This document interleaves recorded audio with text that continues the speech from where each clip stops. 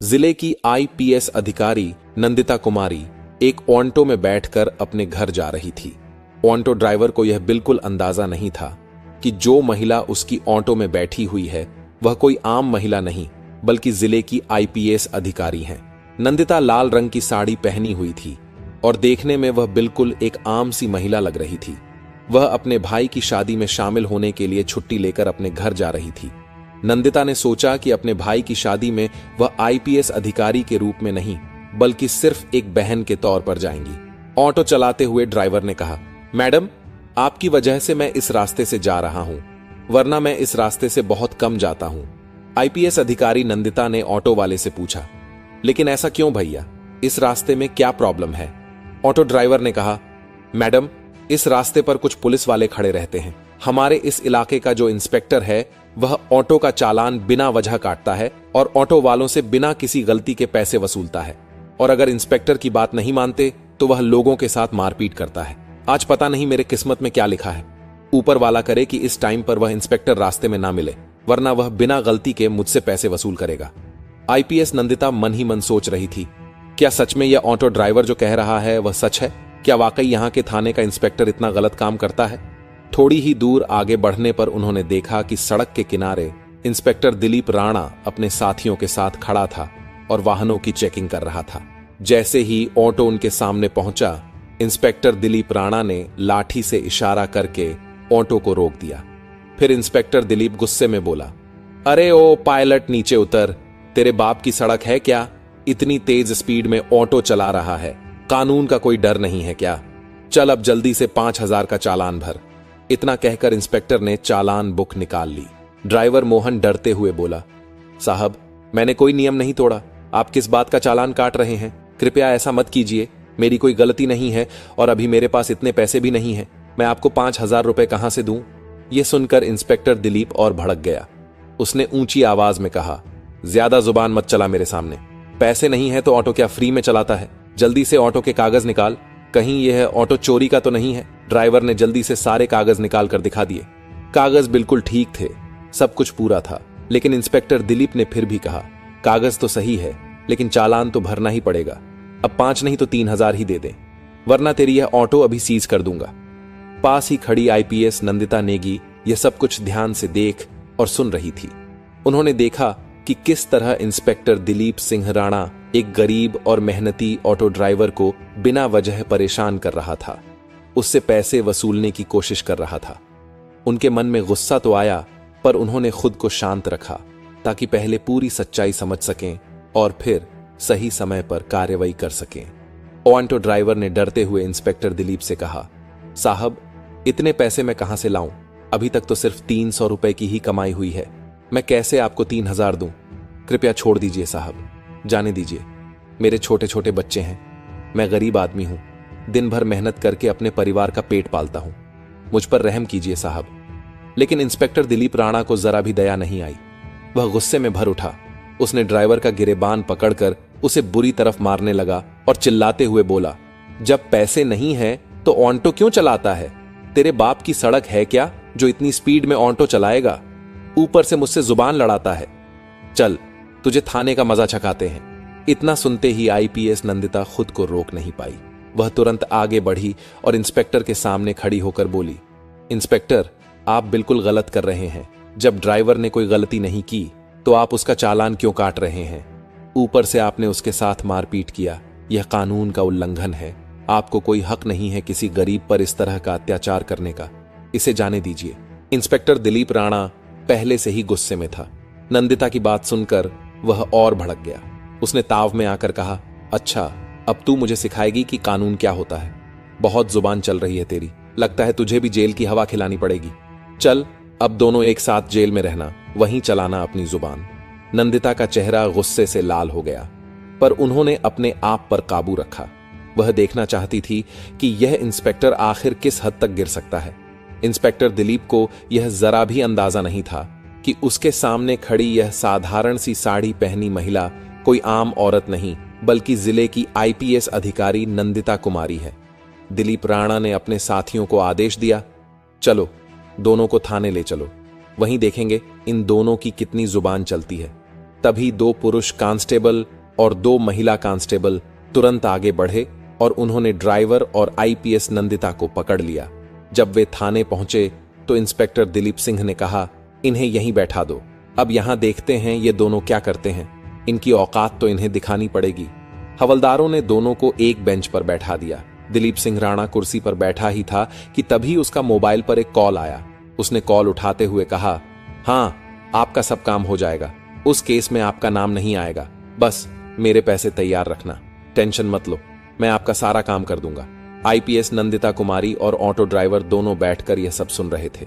नंदिता मन ही मन सोच रही थी, यह इंस्पेक्टर न केवल सड़कों पर लोगों को परेशान करता है, बल्कि थाने के अंदर भी रिश्वत लेकर काम निपटाता है। वह गरीबों को लूटता है और उनका हक मारता है। नंदिता ने गुस्से को दबाए रखा। वे जानती थी कि अभी तात्कालिक गुस्से में कुछ करना ठीक नहीं होगा। असली मुकाबला सबूतों और सही तरीके से करना है, ताकि पूरा पुलिस प्रशासन और शहर यह देख सके। वे अंदर से योजना बना रही थी कि किस तरह इसे सबके सामने बेनकाब और उजागर किया जाए। पास बैठा ऑटो ड्राइवर परेशान था। वह अपने घर और बच्चों की चिंता कर रहा था। नंदिता ने उसकी तरफ देखा और शांत स्वर में कहा, आप घबराइए मत, यह इंस्पेक्टर आपका कुछ नहीं कर पाएगा, मैं आपके साथ हूं, मैंने सब देख लिया है और मैं इसे बेनकाब करूंगी। आप निश्चिंत रहें, आपकी कोई गलती नहीं है, आप सुरक्षित हैं। मैं कोई आम महिला नहीं हूं, मैं आईपीएस अफसर नंदिता कुमारी हूं। मैं इस इंस्पेक्टर के सारे काले कामों का पता लगा रही हूं, इसलिए अभी चुप रहकर सब देख रही हूं, फिर सब साफ करके इसकी औकात लोगों के सामने दिखाऊंगी। यह सुनकर ऑटो ड्राइवर को थोड़ा सुकून मिला। उसने एक गहरी सांस ली और बोला, क्या आप सच में आईपीएस मैडम हैं? लेकिन जब मेरे साथ यह सब हो रहा था तो आपने कुछ क्यों नहीं कहा? मुझे बचाया क्यों नहीं? आप कहीं झूठ तो नहीं बोल रही हैं या आप इन लोगों से मिली हुई तो नहीं है? ड्राइवर थोड़ा घबराया हुआ था। नंदिता ने उसे शांति से भरोसा दिलाया, नहीं, मैं इन लोगों से नहीं मिली हूं, मैं सच में इस इंस्पेक्टर को बेनकाब करने के लिए चुप बैठी हूं। बस मैं देख रही हूं कि यह इंस्पेक्टर और कितने गलत इलीगल काम करता है, इसीलिए अभी चुप हूं, वरना चाहूं तो इसे तुरंत सस्पेंड भी करवा सकती हूं। तुम थोड़ा इंतजार करो, फिर देखो आगे मैं इसका क्या हाल करती हूं।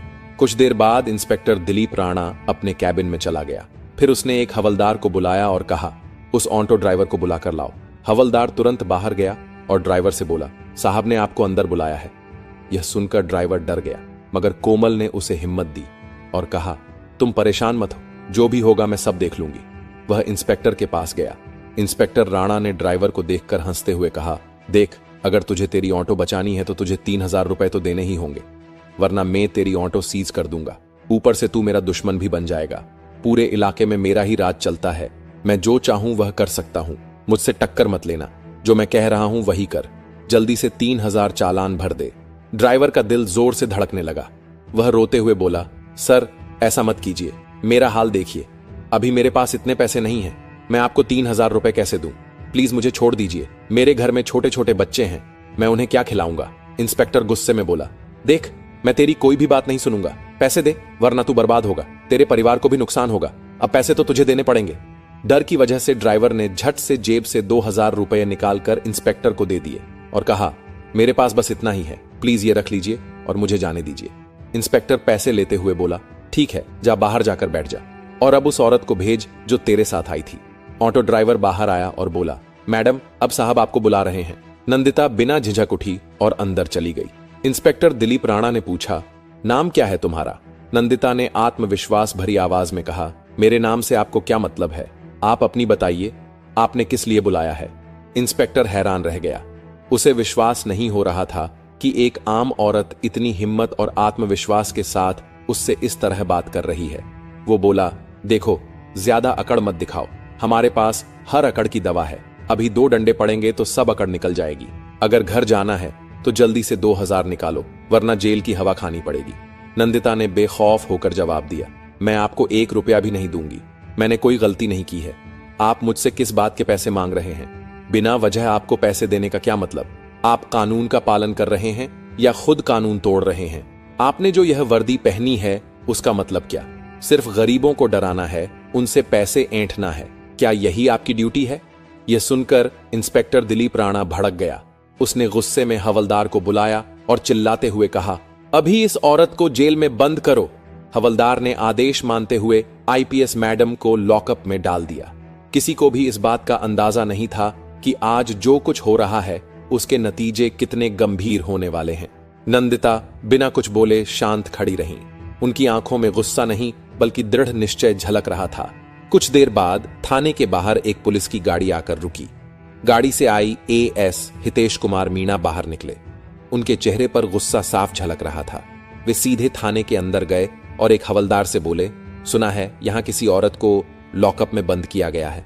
हवलदार थोड़ा अटक कर बोला, हां सर, लेकिन क्या हुआ है? तभी अंदर से इंस्पेक्टर दिलीप राणा बाहर आया और बोला, कौन है रे, क्या बात है?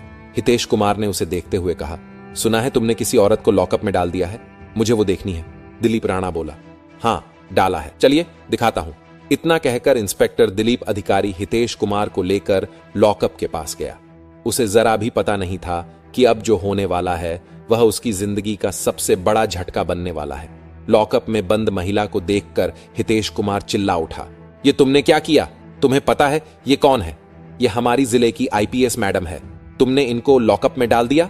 दिलीप सिंह के पैरों तले जमीन खिसक गई। वह डरते हुए बोला, ये आईपीएस मैडम है, मुझे बिल्कुल अंदाजा नहीं था।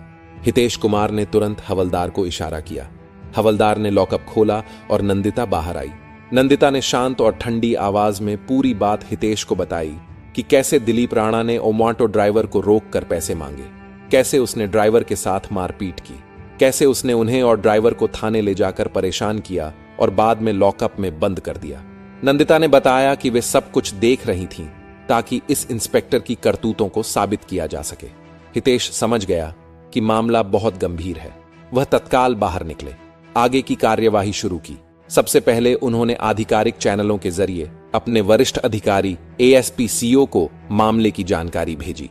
फोन पर सूचना के साथ लिखित रिपोर्ट भी भेजी गई ताकि हर कदम का रिकॉर्ड रहे।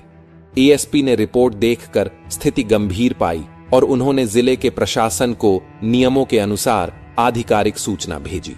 जिलाधिकारी डीएम को आधिकारिक माध्यम से मामले की जानकारी दी गई और कहा गया कि यह मामला तत्काल उच्च स्तरीय जांच मांगता है। डीएम और एसपी दोनों ही मामले की गंभीरता देखते हुए थाने पर पहुंचे। डीएम थाने पर आए और वहां का पूरा मामला देखा। डीएम ने दिलीप राणा से पूछा, तुमने किस अधिकार से किसी महिला को इस तरह थाने में ठहराया और बिना वजह लॉकअप में डाला? डीएम ने स्पष्ट कहा कि यह कार्य कानून का उल्लंघन है। गरीब नागरिकों से रिश्वत मांगना और जानबूझकर पिटाई करना आपराधिक कृत्य है। उन्होंने तुरंत निर्देश दिया कि मामले की जांच कराई जाए, संबंधित के खिलाफ आपराधिक कार्यवाही और अनुशासनात्मक कदम उठाए जाए और तत्काल प्रभाव से संरक्षण हेतु कदम उठाए जाए ताकि पीड़ितों को न्याय मिल सके। नंदिता ने कहा कि वह इस मामले में गवाही देंगी और साथ में ऑटो ड्राइवर भी गवाही देगा। डीएम ने कहा कि आज ही विस्तृत जांच और कार्रवाई के आदेश दिए जाएंगे ताकि आगे कोई भी ऐसे दुरुपयोग की हिम्मत न करे। डीएम ने तुरंत संबंधित एएसपी और विजिलेंस विभाग को निर्देश दिए कि वे मामले की पूरी जांच करें। उन्होंने कहा कि इंस्पेक्टर दिलीप सिंह राणा के खिलाफ तुरंत अनुशासनात्मक और आपराधिक कार्रवाई की जाए और पीड़ित ऑटो ड्राइवर और आईपीएस नंदिता कुमारी को इंसाफ दिलाया जाए। नंदिता ने डीएम को पूरी घटना विस्तार से बताई। उन्होंने कहा कि यह सिर्फ उनका मामला नहीं है, बल्कि जिले के कई गरीब और छोटे व्यवसाय लोग इसी तरह के अत्याचारों के शिकार होते हैं। उन्होंने अपना बयान आधिकारिक रिपोर्ट में दर्ज करवाया ताकि कोई भी इसे दबा ना सके। ऑटो ड्राइवर से भी पूछताछ हुए। ड्राइवर ने डीएम और जांच अधिकारियों के सामने बताया कि किस तरह से दिलीप राणा ने बिना किसी कारण के चालान भरने और पैसे मांगने की धमकी दी। उसने बताया कि अगर उसने पैसे नहीं दिए होते तो उसका ऑटो सीज हो जाता और परिवार भूखा मर जाता। ऑटो ड्राइवर का बयान भी आधिकारिक फाइल में दर्ज किया गया। जांच शुरू हुई। विजिलेंस टीम ने थाने के रिकॉर्ड और सीसीटीवी फुटेज का अध्ययन किया। उन्होंने देखा कि दिलीप राणा कई बार ऑटो चालकों और गरीब लोगों को डराकर पैसे वसूलता रहा है। अगले दिन सूरज की पहली किरण के साथ शहर की सड़कों पर अधिकारियों की गाड़ियों की लाइन लग गई। एसपी कमिश्नर के साथ कई आईएएस आईपीएस अधिकारी थाने में प्रवेश किया। उन्हें देखकर इंस्पेक्टर दिलीप राणा के चेहरे का रंग उड़ गया। दिलीप राणा की कुछ भी नहीं सुनी गई और उसके हाथों में हथकड़ी डाल दी गई। एसपी कमिश्नर ने आईएएस अधिकारी हितेश को आदेश दिया और कहा दिलीप राणा को अभी इसी वक्त सलाखों के पीछे डाला जाए। जो कानून का उल्लंघन करेगा उसका यही हाल होएगा। और इसके बाद दिलीप राणा को सलाखों के पीछे डाल दिया गया।